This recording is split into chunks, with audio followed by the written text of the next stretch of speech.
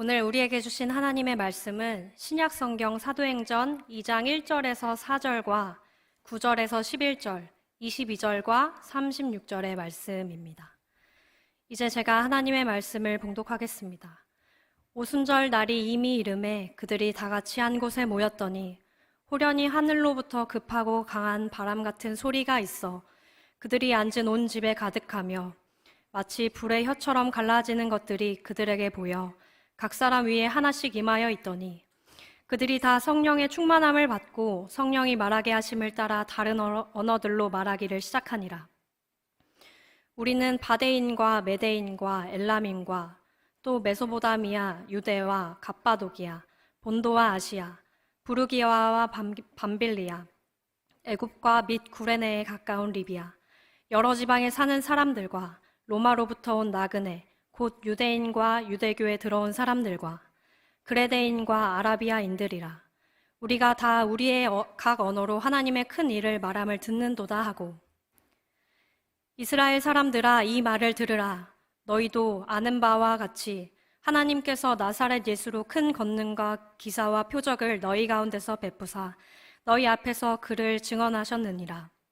그런즉 이스라엘 온 집은 확실히 알지니 너희가 십자가에 못 박은 이 예수를 하나님이 주와 그리스도가 되게 하셨느니라 하니라. 아멘.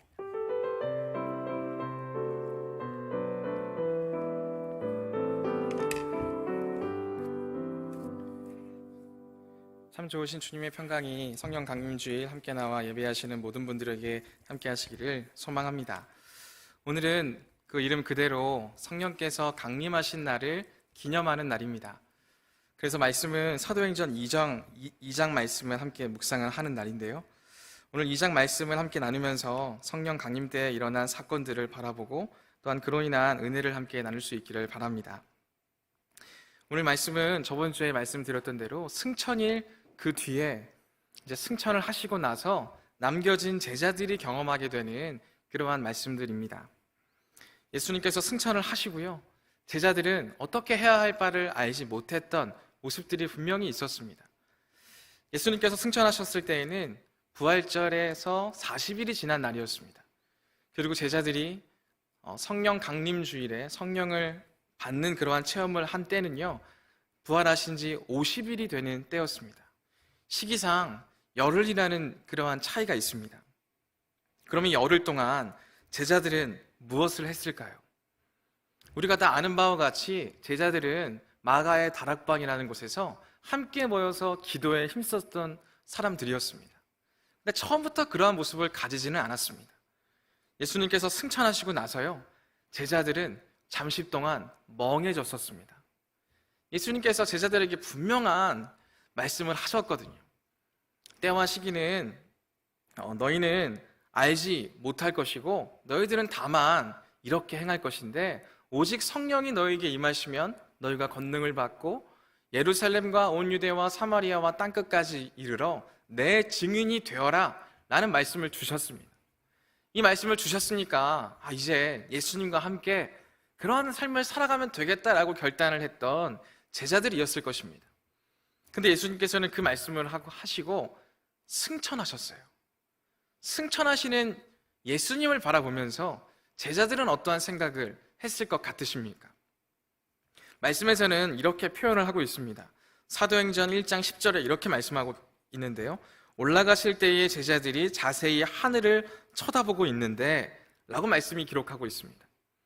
사실 예수님께서 마지막 말씀을 마치시고 승천하셨어요. 승천하셨는데요. 그게 뭔가 이렇게 갑자기 확 없어진 게 아니라요. 정말 우리가 상상하는 대로 서서히 올라가시는 모습이지 않았을까라는 생각을 해볼 수 있습니다. 이렇게 승천해 가시는데 제자들이 그걸 보면서 올라가시네? 이렇게 하면서 점점 이 시선이 위를 향하게 되고 결국에는 보이지 않는 모습들을 경험하고 있다는 것입니다. 그 상황을 맞닥뜨리게 되었을 때 제자들의 마음이 어떠했을까요? 정말 놀라운 일이잖아요. 놀라운 일을 목격하고 있으면 우리가 나타내는 반응들이 있지 않습니까? 너무나 신기해하거나 정말 이건 하나님의 권능이다, 하나님께서 저렇게 하셨다 라는 일들을 말하기 바쁠 거예요. 근데 제자들은 예수님이 승천하시는 모습을 보면서요, 아무런 말도 하지 못하는 거예요. 왜 그렇습니까? 아니, 지금 우리들에게 사명을 주셨고, 이제 예수님의 말씀대로 우리가 증인되는 삶을 살아가려고 결단했는데 갑자기 예수님이 올라가시는 거예요. 아니, 함께 하신다는 그러한 확신 가운데 지금 그 말씀에 순종했고 결단했는데 갑자기 눈앞에서 올라가시는 모습을 맞닥뜨리게 되었을 때 제자들은 멍하니 쳐다볼 수밖에 없었던 거예요. 어디까지 올라가실까? 내려오시긴 하겠지? 자세히 보면서 내려오실 때를 기다리면서 계속 보고 있었다는 것입니다. 그러한 가운데 하나님께서 그 2명의 사람을 보내셔서 제자들을 일깨워 주시는 거예요. 1장 11절에 이렇게 말씀합니다. 갈릴리 사람들아 어찌하여 서서 하늘을 쳐다보느냐? 너희 가운데서 하늘로 올려지시니 예수는 하늘로 가심을 본 그대로 오시리라. 라는 말씀을 듣자마자 그들은 이제 멍하니 또 하나님 예수님께서 곧 내려오시겠지 라는 그러한 생각 가운데 멈춰 있었던 그들의 마음이 다시금 돌아가기 시작한다는 것입니다. 그러면서 그들이 어떠한 모습을 가졌을까요? 예수님께서 하셨던 말씀을 이제는 하나하나 곱씹기 시작했다는 것입니다. 이전에는 예수님이 같이 계시니까 내가 잊어도 내가 예수님 말씀이 생각나지 않아도 다시 말씀해 주시면 되니까 라는 아니란 생각 가운데 있었다면 이제는 눈앞에서 예수님이 떠나가셨다는 걸 목격했으니까요. 이제는 예수님이 하셨던 말씀들을 하나하나 곱씹을 수밖에 없었다는 것입니다. 지금 이 삶의 이 제자들이 서 있던 자리가 바로 그러한 자리였어요. 이제 안 오실 것 같은 확신 가운데 어떻게 해야 하나 그러한 흔들림 가운데 있었던 사람들이 제자들이었습니다. 예수님이 죽으심 앞에도 그러한 부재를 경험했었죠. 그리고 이제 확실한 부재를 그들이 경험하고 있다는 것입니다. 처음부터 이 예수님의 제자들이요, 내가 어떻게 해야 하겠다, 이렇게 해야 되겠다, 저렇게 해야 되겠다 결단하고 나아가지 못했어요. 우리와 같이 어떻게 해야 되지? 예수님 이렇게 올라가신다고? 우리는 어떻게 하라고? 이미 수많은 말씀들을 하셨지만 그 상황에 있을 때 제자들은 어떠한 길로 가야 될지 알지 못했다는 것입니다. 부활절 당시까지는 제자들이 무너져 있었어요. 하지만 부활절 이후 40일이 지났을 때에는 제자들이 그러한 상황, 그러한 모습들이 잠시 있기는 했지만요, 이내 정신을 차리고 한 가지의 모습에 집중했습니다. 그 모습이 무엇이었냐면 사도행전 1장 14절에 이렇게 기록되어 있습니다. 여자들과 예수의 어머니 마리아와 예수의 아우들과 더불어 마음을 같이하여 오로지 기도에 힘쓰더라 라는 말씀이 기록되어져 있다는 것입니다. 기도하기에 힘썼습니다. 왜 기도하기에 힘썼을까요? 예수님께서 말씀하셨거든요. 너희에게 아버지께서 약속하신 성령이 임하게 될 터이니 너희는 기다려라. 예수님의 말씀을 듣고 기다리기로 결단을 합니다. 근데 기다리는데 그냥 기다리려고 하지 않습니다. 기도에 힘쓰며 기다리는 모습들을 우리에게 나타내고 있다는 것입니다. 얼만큼 기도했습니까? 열흘 동안 기도했습니다. 사실 우리는 이러한 모습들을 놓치게 될 때가 참 많습니다. 예수님의 제자들이 예수님의 승천을 목격하고 기도하고 성령이 임했다 라는 식으로 우리는 이해합니다. 그게 맞죠? 근데 이 열흘이라는 텀이 있을 것이라고는 우리가 쉽게 생각하지 못했다라는 것입니다. 우리는 단순히 제자들이 기도했고 성령 받았다 라는 식으로 이해할 때가 많다는 거예요. 하지만 열흘 동안 그들은 기도했습니다. 아니, 우리가 볼 때는 열흘이죠. 제자들이 볼 때는요, 기약이 없는 날이었습니다. 다 같이 마음을 같이 해서 하루 동안 모여서 기도했습니다. 근데 아무런 일이 일어나지 않았습니다. 그 다음 날도 우리 마음을 같이와 함께 기도하고 기다리자 라는 생각으로 함께 모였어요. 그래서 기도합니다. 어떤 일이 일어났습니까? 아무런 일이 일어나지 않습니다. 이틀이 지나고 3일이 지나고 4일이 지나고 5일이 지나고 그들의 마음에 어떠한 생각이 들어갔을지 우리가 쉽게 예상할 수 있지 않습니까? 작심 3일이라는 말이 지금도 우리가 많이 하는 말이지 않습니까? 3일 동안 열심히 했지만 우리가 쉽게 변하지 않고 예전의 모습 그대로 돌아가 버리는 모습들을 우리는 너무 쉽게 경험하지 않습니까? 제자들도 이게 너무 기약 없다고 여기지 않았겠습니까? 우리 도대체 언제까지 기도해야 되냐고, 언제까지 기다려야 되냐고. 지금 세상은 우리를 못 잡아먹어서 안달인데, 우리를 하루빨리 다 소탕하는 게 그들의 마음인데 우리가 언제까지 이렇게 모여야 하냐고 라고 이야기하는 사람들이 있지 않았겠습니까? 우리들도 그렇잖아요. 힘들고 어렵고 참 마음이 흔들릴 때 혼자만의 시간들을 갖고 싶지 않습니까? 제자들이라고 그러한 모습이 나타나지 않았을까요? 제자들도 연약함 가운데 여러 가지 모습들을 통해서 그들이 각자의 두려움을 이겨내는 방법들을 우리가 이제까지 보았지 않습니까? 함께 하나 되어서 그러한 두려움을 이겨내고자 하기보다는요, 어느 누군가는 따로 떨어져 있었습니다.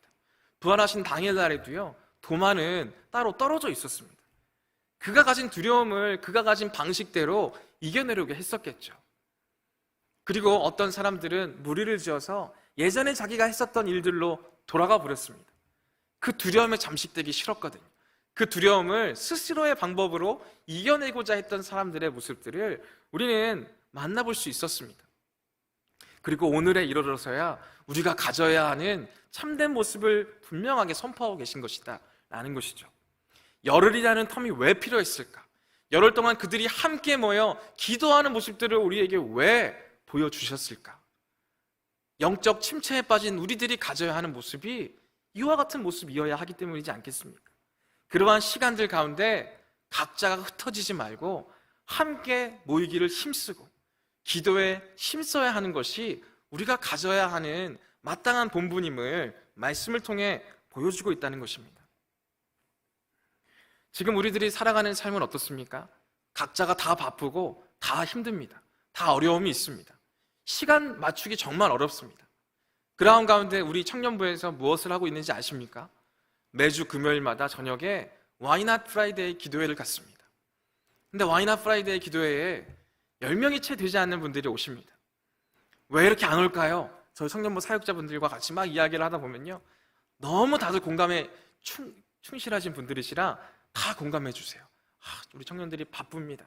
마음이 힘들고 어렵기 때문에 그때는 쉬어야 됩니다. 막 이렇게 공감을 해주세요. 그럼 저도 같이 공감이 되죠. 얼마나 힘들겠어요. 월요일부터 금요일까지 열심히 달려왔잖아요. 그때만 또 달려오면 모를까. 주일날에도 아침부터 밤까지 정말 열심으로 사역을 감당하시잖아요.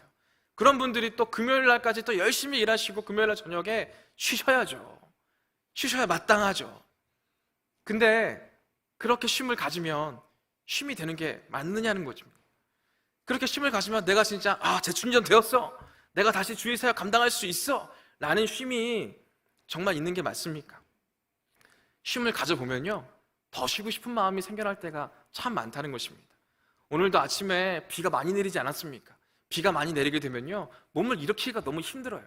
그리고 좀 더 자자, 좀 더 쉬자, 온라인 예배 드리자 라는 마음으로 너무 쉽게 바뀌게 되는 우리들의 마음을 발견할 수 있지 않습니까? 오늘 말씀에서는 우리에게 도전하고 계시는 것입니다. 힘들고 어렵고 또 주변의 사람들도 시선이 곱지 않고 우리를 공격하고 비난하고 깎아내리고 못 잡아먹어서 안달이고, 그러한 모습 가운데 우리가 어떠한 모습을 가져야 하는가?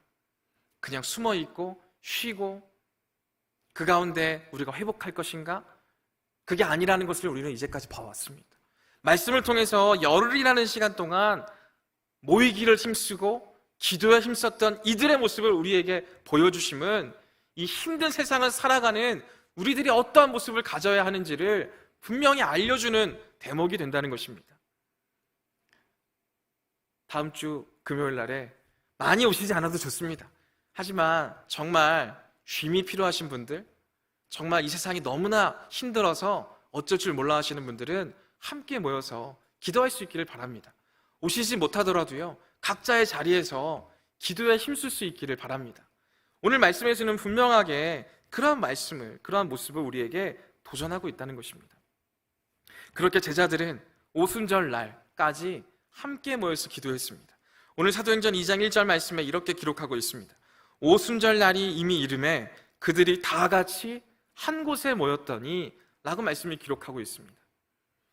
예수님의 제자들과 그곳에 있었던 120명의 사람들이요, 한 명도 낙오하지 않고 다 같이 그날에 있었다라고 말씀은 기록하고 있습니다. 이 말씀대로 우리가 생각해 보면 함께 있게 되었을 때, 그리고 함께 기도에 힘쓰게 되었을 때 우리가 그러한 어려움들을 함께 이겨낼 수 있음을 분명하게 증언하는 부모님을 우리가 알 수 있다는 것입니다. 그리고 그들은 열심으로 기도하다가 어떠한 경험을 하게 됩니까? 호련히 하늘로부터 급하고 강한 바람 같은 소리가 있어서 마치 불의 혀처럼 갈라지는 것들이 그들 위에 하나씩 하나씩 임하게 되었다고 말씀을 기록하고 있습니다. 성령이 임하게 되는 역사를 경험하고 있다는 것입니다.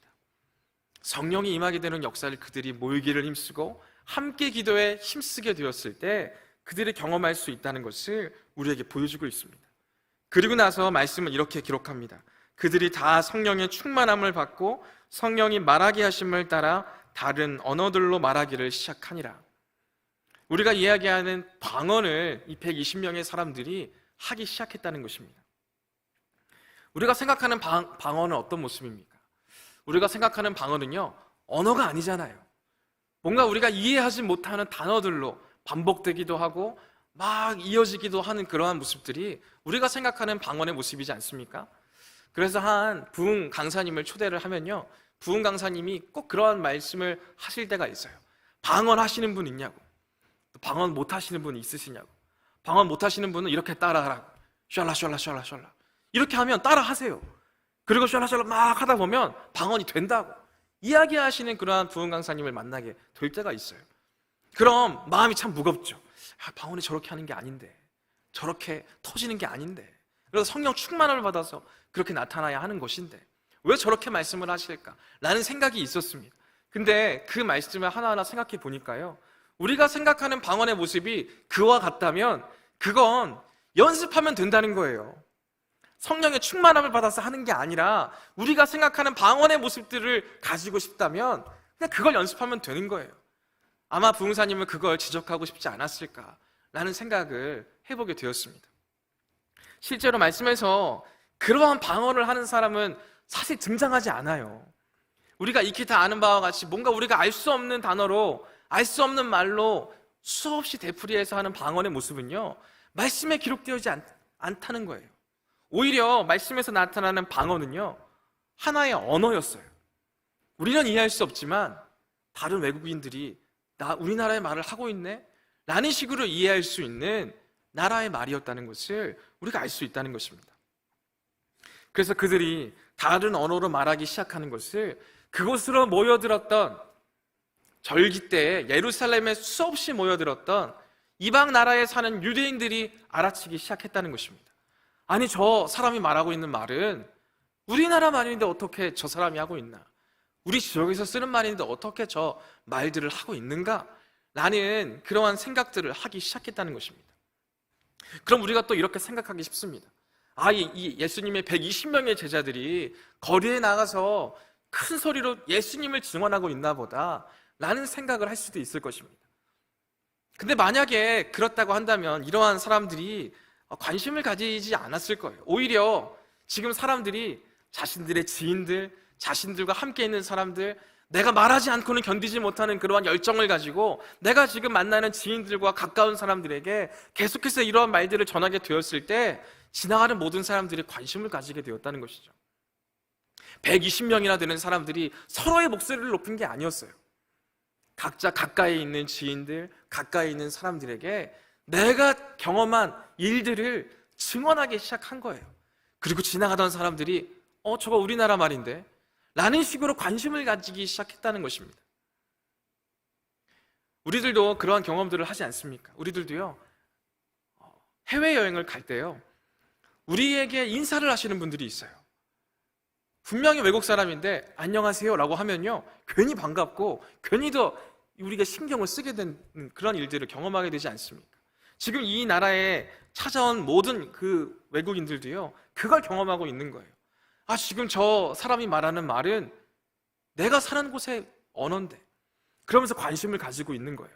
도대체 무슨 말을 하고 있나? 이야기를 들어보니까요, 말씀을 이렇게 적고 있습니다. 우리가 다 우리의 각 언어로 하나님의 큰 일을 말함을 듣는도다. 지금 많은 사람들이 자신이 경험한 하나님의 역사하심에 대해서 듣게 되는 거예요. 저 사람은 저러한 경험을 했네. 저 사람은 저러한 하나님의 그러한 은혜를 경험했네. 라는 식으로 계속 듣게 된다는 것입니다.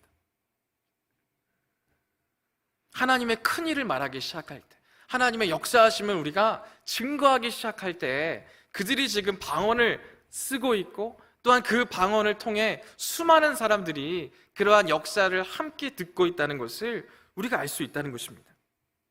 다시 한번 우리가 확인해 볼 수 있는 것은요, 성령이 임하시면 권능을 받는데 그 권능이 우리에게 필요한 이유는 증인으로서 쓰임받기 위함이다라는 걸 다시 한번 우리에게 알려주는 대목이 되어진다는 것입니다. 지금 예수님의 제자들, 예수님을 따르는 수많은 사람들은 예수님을 증거하고 증언하기 시작했을 때 이러한 방언을 경험하고 수많은 은사를 경험하게 됨을 우리에게 분명하게 보여주고 있다는 것입니다. 근데 이에 대한 사람들의 반응은 각기 달랐습니다. 어떤 사람들은 당황하고 참 놀라워하기도 했고요, 어떤 사람들은 저 사람들이 술에 취했다라고 이야기하기 시작했습니다. 그러자 그러한 뒤숭숭한 그러한 상황 앞에 베드로가 일어나기 시작합니다. 베드로가 일어나서 그 수많은 사람들 앞에 이제 설교를 시작하게 되었습니다. 지금 일어나고 있는 수많은 일들이 어떻게 일어난 것인지, 왜 이러한 일들을 그들이 행하고 있는 것인지 하나하나에 대해서 말하기 시작했습니다. 그리고 베드로는 그렇게 고백합니다. 이 모든 것들이 예수로 큰 권능과 기사와 표적을 너희에게 베푸사 너희 앞에서 그를 증언하셨다. 하나님께서 예수님을 높이셨고 예수를 통해서 너희에게 그러한 일들을 나타내셨다 라고 분명하게 이야기를 하고 있습니다.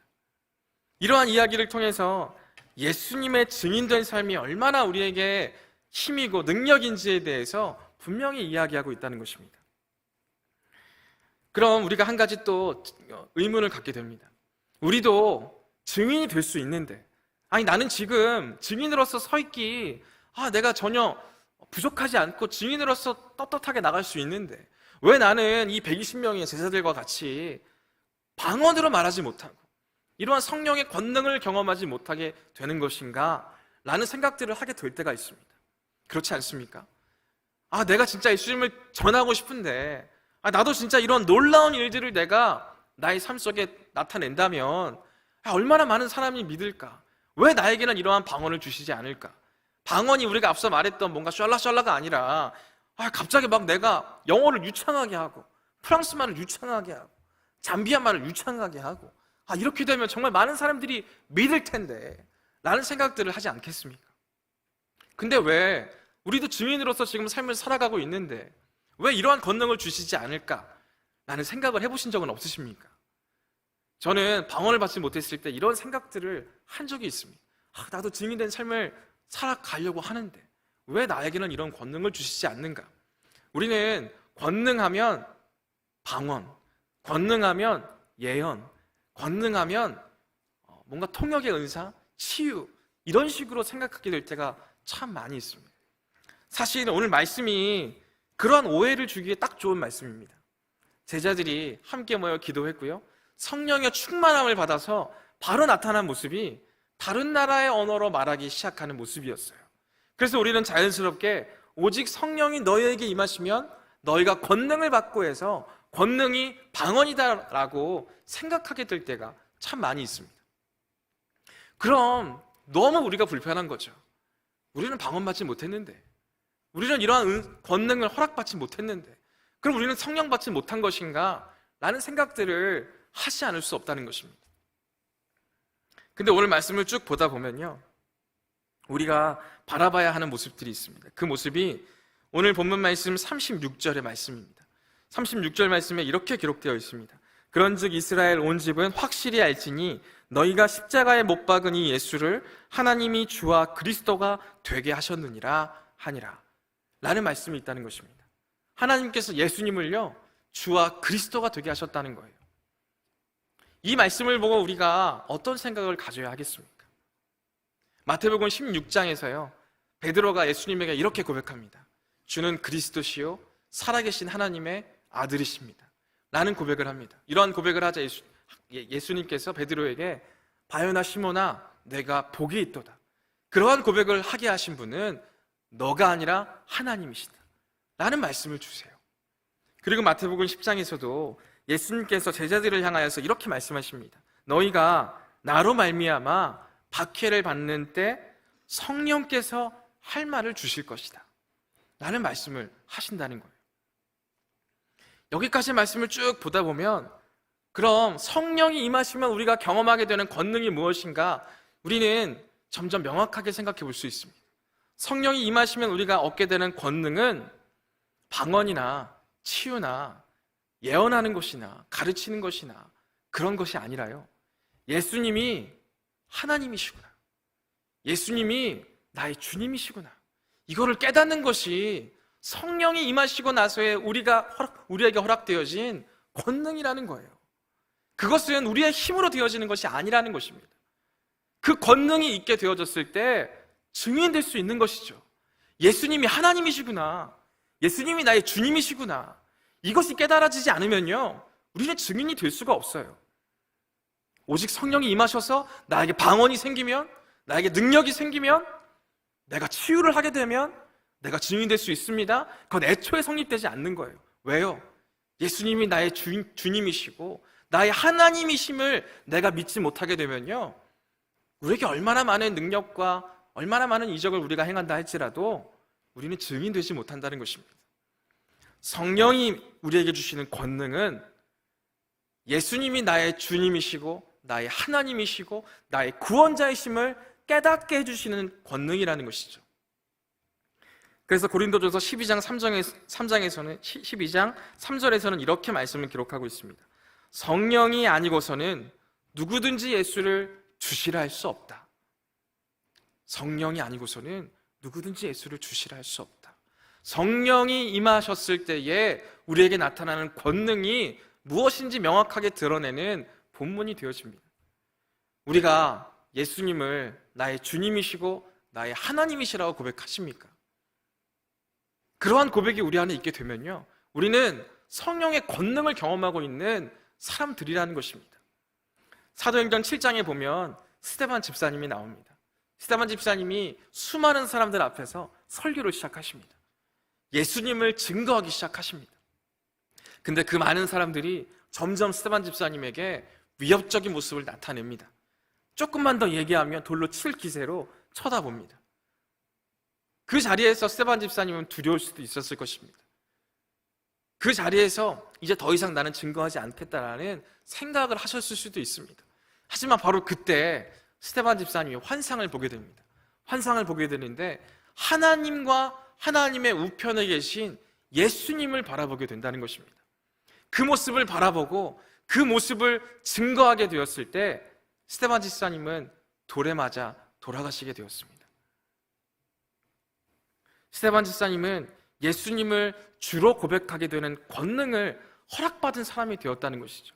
그리고 그 한마디만 더하면 죽을 수도 있는 그 자리에서도요, 담대함으로 그 사실을 고백할 수 있었다는 거예요.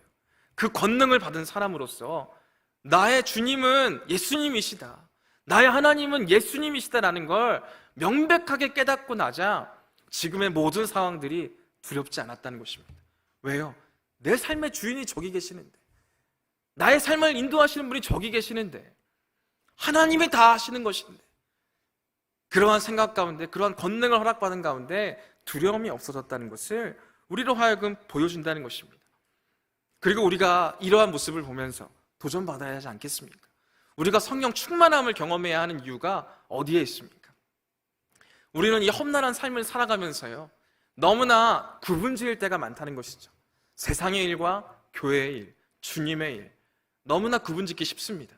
그리고 우리는 그렇게 생각합니다. 아무리 많이 믿어도 세상에서는 승리할 수 없어.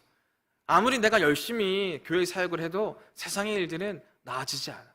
이러한 생각 가운데 구분짓고 나의 삶의 주인이시고 주님이신 예수님을 점점 믿지 못하게 되는 우리들의 모습이 있을 때가 너무나 많이 있다는 것입니다.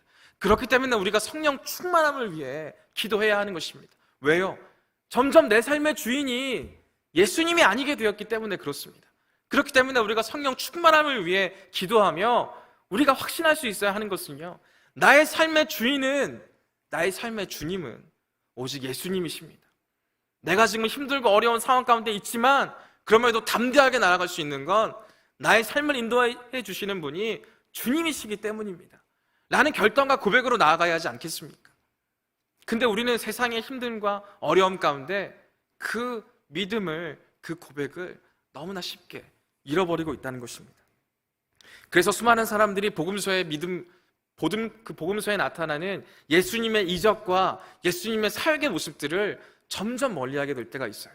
내 삶에 이러한 모습이 안 나타나는데, 내 삶에서 이러한 모습이 더 이상 존재하지 않는데, 그래서 점점 복음서의 내용들을 멀리하기 시작하는 우리들의 모습이 있지는 않습니까?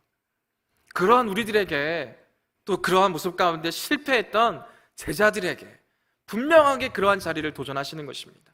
성령을 충만히 경험한 사람은 예수를 주님으로 고백할 수 있고, 예수님을 주님으로 고백한 사람은 세상을 승리하는 삶을 살아갈 수 있다. 그러한 음성을 제자들에게만 주신 게 아니고 지금 우리들에게도 주십니다. 성령 충만함을 구합시다. 힘들고 어려운 세상 가운데 여전히 예수님은 나의 주님이시고 여전히 나의 하나님 되십니다. 그리고 나의 주님이신 예수님께서 우리의 모든 인생길을 정말 주님께서 원하시는 기쁨의 길로 열어가실 줄 믿습니다. 그러한 기쁨의 날을 하루하루 걸어갈 수 있는 저와 모든 분들 될 수 있기를 간절히 소망합니다. 함께 기도하겠습니다. 사랑과 은혜가 풍성하신 아버지 하나님, 감사합니다. 우리가 성령 충만함을 받아야 하는 이유가 내가 권능을 받아야 해서가 아닙니다. 내가 어떠한 능력을 나타내야 하기 때문이 아닙니다. 우리에게 성령 충만함이 더없이 필요한 이유는 예수님이 나의 하나님이시고 나의 주님이시기 때문입니다. 그렇기 때문에 우리가 계속해서 성령으로 인하여 예수님을 나의 주님이라고 고백하고, 또한 그 가운데 삶을 기쁨으로, 또한 담대함으로 살아갈 수 있도록 인도하여 주시옵소서. 이 모든 말씀 온전히 주님께 의탁드려오며 예수 그리스도의 이름으로 기도드립니다. 아멘.